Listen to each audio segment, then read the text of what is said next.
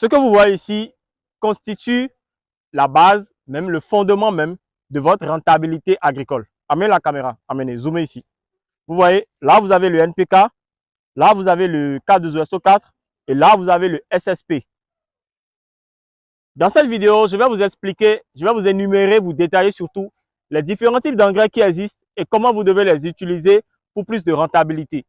Si c'est votre première fois sur cette chaîne, likez, partagez, surtout abonnez-vous parce que ici, nous parlons d'agriculture, nous parlons de comment vous devez vous lancer dans le secteur agricole, nous parlons de comment vous devez gérer votre projet agricole et plus important encore, nous parlons de tout ce que vous pouvez mettre en place pour pouvoir gagner plus d'argent dans le secteur de l'agriculture et dans les différents business qui puissent exister au Bénin et en Afrique.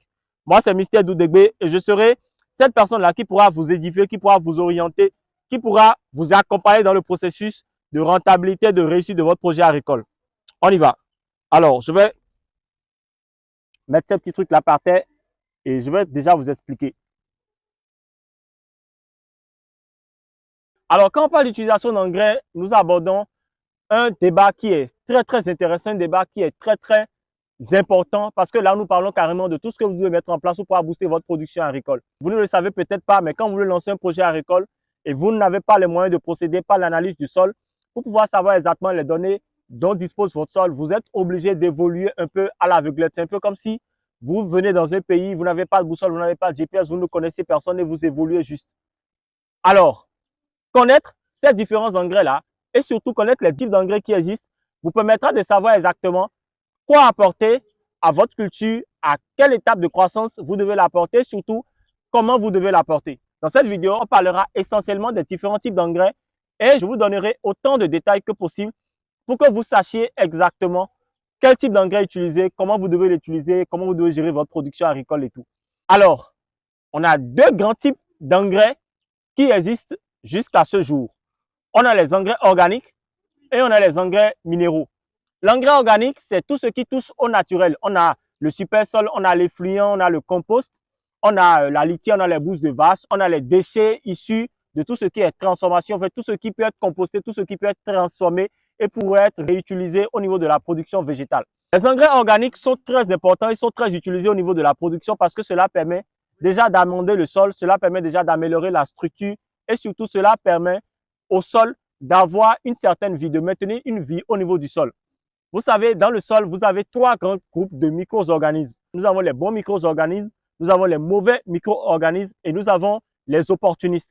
Les opportunistes varient et se posent du côté du groupe qui est plus imposant. Je vous donne un exemple.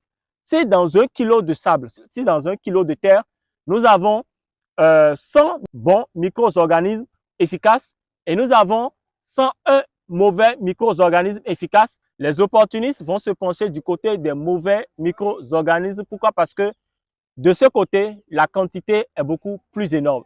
Il vous revient à vous, donc, producteurs, il vous revient à vous, agriculteurs, de pencher la balance du côté des bons micro-organismes. Et comment cela se fait?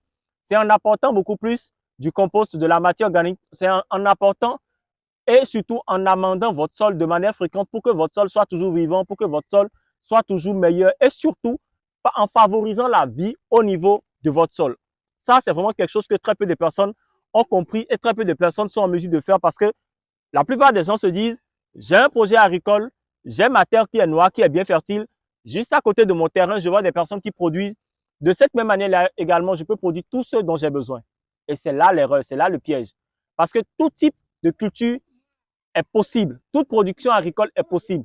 Mais tout n'est pas possible sur tout type de sol. Il vous revient donc de gérer sagement votre projet agricole avant de pouvoir faire le moindre investissement. Et le meilleur investissement que vous puissiez faire, c'est en investissant dans la vie de votre sol. En apportant de manière périodique de la matière organique, que ce soit du terreau, que ce soit de la biomasse, que ce soit des herbes sèches, en apportant au sol tout ce dont il a besoin pour stimuler la vie et la croissance des micro-organismes au niveau du sol. Vous pouvez utiliser du BRF, c'est-à-dire du bois raméral fragmenté. Vous pouvez utiliser de la biomasse, vous pouvez utiliser des mauvaises herbes pour pouvoir pailler le sol.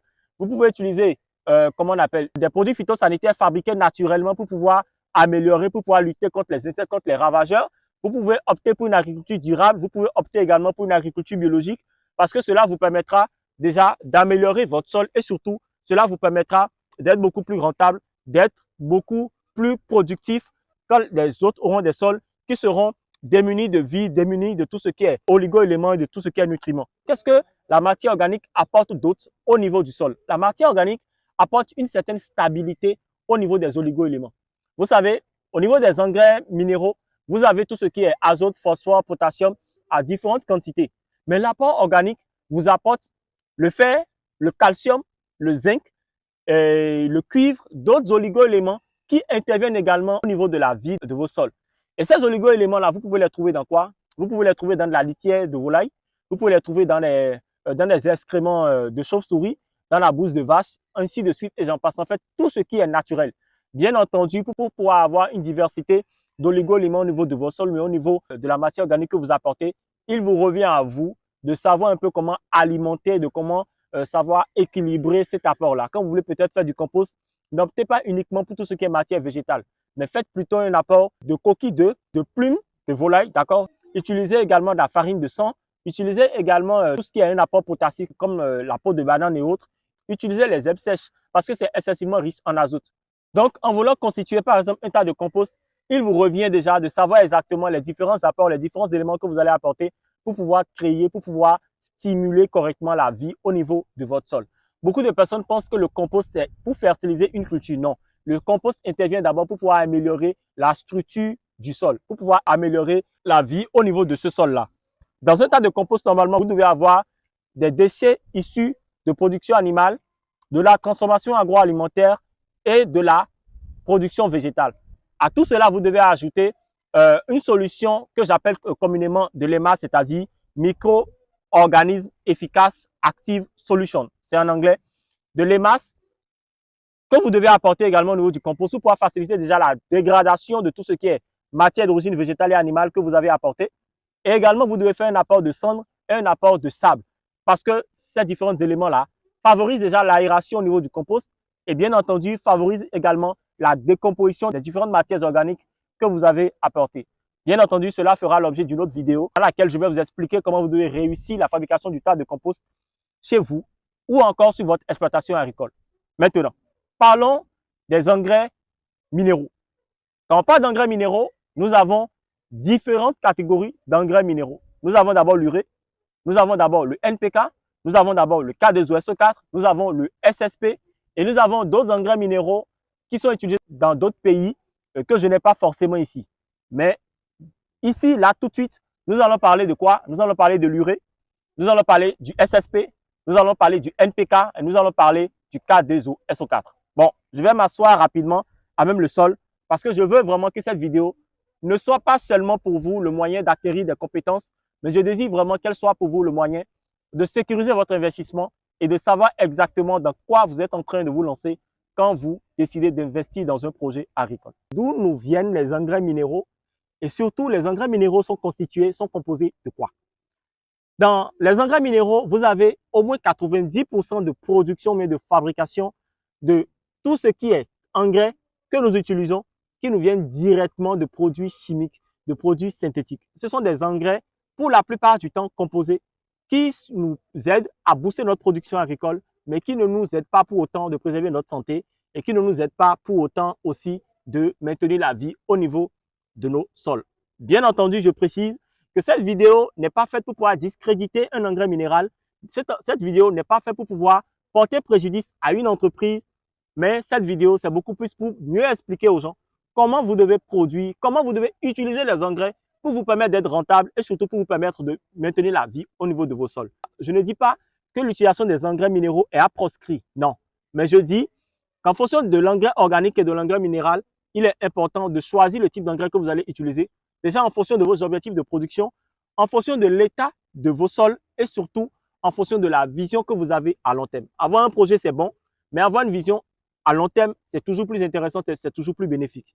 Donc, on va commencer par le plus important, l'engrais minéral, l'urée. L'urée, je ne l'ai pas ici actuellement parce que mon stock est fini au niveau de la production. Mais l'urée, c'est quoi?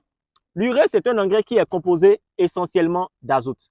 Déjà, quand vous parlez d'engrais, vous verrez que sur les sacs d'engrais, on peut écrire urée 46%, urée 41%. Cela ne veut pas dire que dans tout le sac, mais quand vous achetez peut-être un sac d'engrais d'urée de 50 kg, cela ne veut pas dire que tout le sac est rempli d'azote. Non. Il y a 41 ou 46% d'azote et ensuite, il y a 54% de matière inerte. Et c'est sur cette matière inerte-là que l'azote est fixé et c'est le tout ensemble qui constitue les 50 kg d'engrais. Maintenant, à une époque, on avait des engrais de 100 kg parce qu'à une époque, les gens étaient beaucoup plus robustes, les gens étaient beaucoup plus physiquement beaucoup plus forts pour pouvoir rapidement prendre des sacs de 100 kg. Mais aujourd'hui, on a des sacs de 50 kg au niveau des engrais. Ce qui veut dire que sur un sac de 100 kg, quand vous voyez urée 46%, cela voudra dire que vous avez 46% d'urée et 54% de matière inerte et associé, vous avez 100% d'engrais qui est prêt à être utilisé.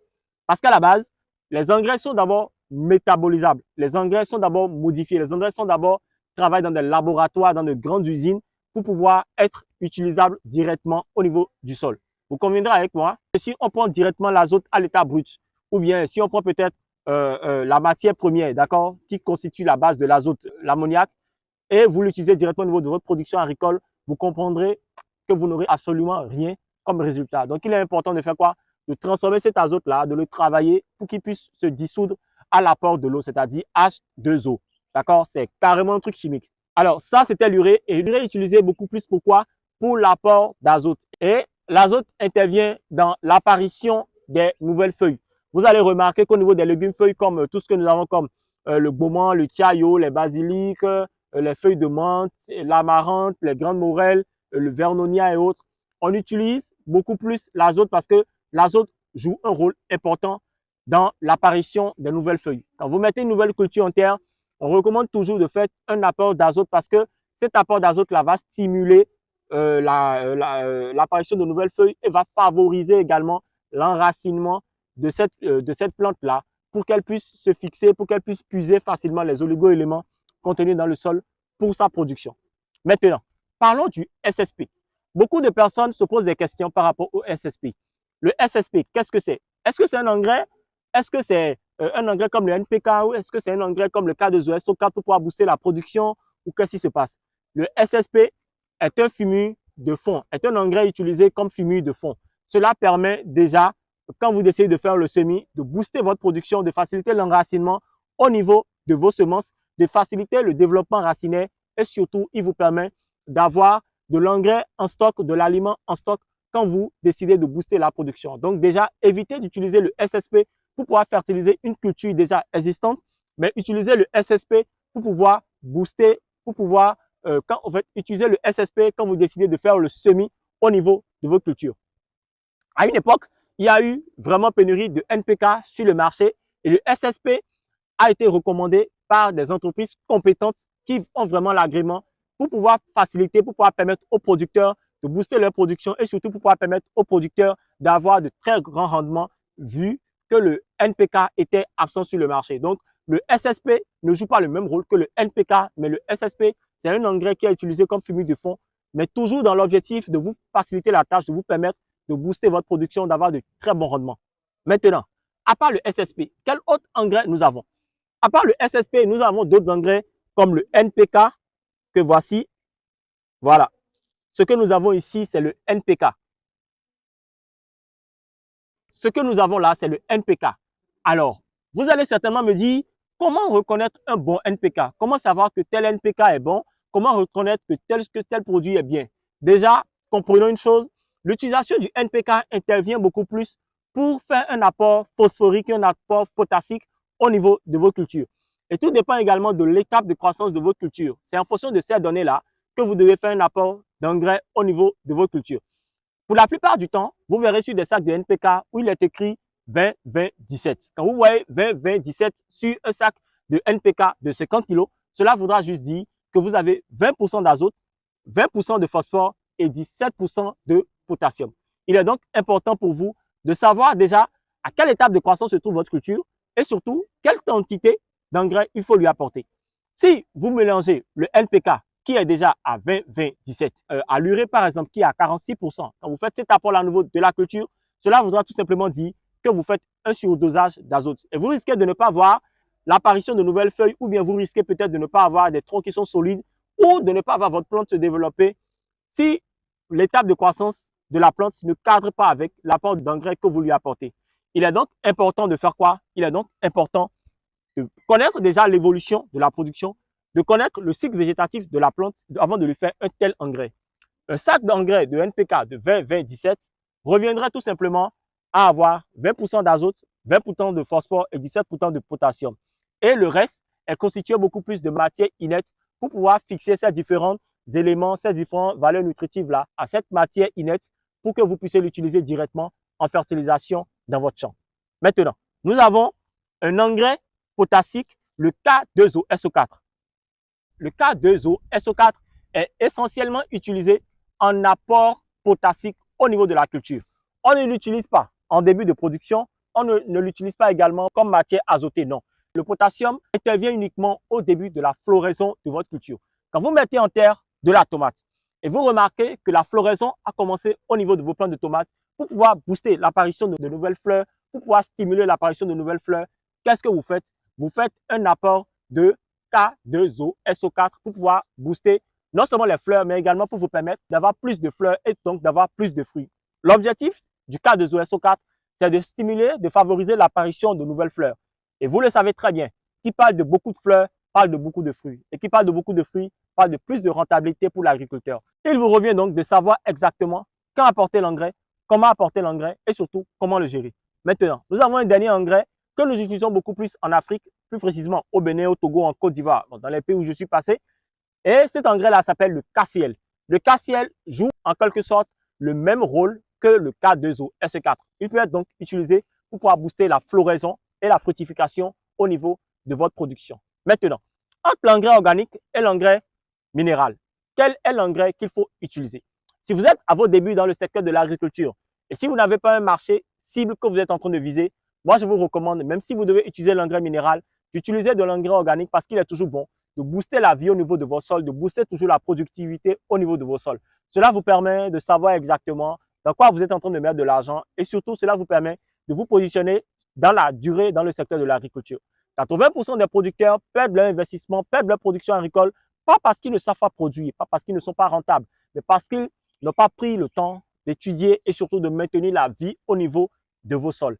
Voilà pourquoi on recommande toujours à quelqu'un qui veut se lancer dans l'activité agricole, on recommande toujours à quelqu'un qui veut investir pour la première fois dans l'agriculture, de faire analyser son sol avant de se lancer. Bien évidemment, je prendrai le temps de parler avec vous, de vous expliquer pourquoi vous devez analyser vos sols avant de vous lancer dans l'agriculture. Parce que c'est un secteur, parce que c'est une étape qui est très, très importante, qui définira clairement si vous serez rentable ou pas. Cela permettra de savoir, j'ai un projet agricole, j'ai déjà un sol que je connais, comment gérer mon sol pendant la production, comment permettre à mon sol d'être toujours riche, comment permettre à mon sol d'être toujours fertile. Le sol, je le dis toujours, c'est l'équation à plusieurs inconnus que vous ne connaissez pas dans votre projet agricole. Il est très important de faire quoi? De lever le voile sur cet inconnu-là pour pouvoir savoir exactement comment vous devez gérer la production, comment vous devez vous planifier, surtout comment vous devez tout mettre en place pour avoir de très bons résultats. Si vous avez aimé cette vidéo, on like, on laisse un pouce. Qu'est-ce qu'on fait? On partage sur tous les réseaux sociaux. On met beaucoup de cœur, on met beaucoup de j'aime parce que cela me permet à moi de savoir que vous appréciez ce que je vous donne. Cela me permet de savoir que vous appréciez le travail qui est abattu ici. Mais n'oubliez pas, j'ai un petit cadeau pour vous dans la barre de description. Cliquez sur le lien dans la description et téléchargez votre livre gratuit intitulé « Les 7 piliers d'une production agricole rentable en Afrique ». Cela vous permettra de savoir les différentes étapes par lesquelles vous devez passer pour investir dans le secteur de l'agriculture. Et mieux encore, cela vous permettra de savoir exactement si votre projet agricole est à une échelle, à 2 échelles ou à 3 échelles. Mon objectif, mon envie et mon vœu le plus sincère, le plus précieux, c'est que vous soyez rentable dans le secteur de l'agriculture. Et c'est pour cela que AgriEvolution met à votre disposition non seulement des formations, mais des machines agricoles qui vont vous permettre de booster votre production agricole. Si vous avez aimé, vous savez ce qu'il vous reste à faire. On se dit à très vite et à très vite pour une prochaine vidéo aussi éducative et aussi instructive que celle-ci. Bye bye!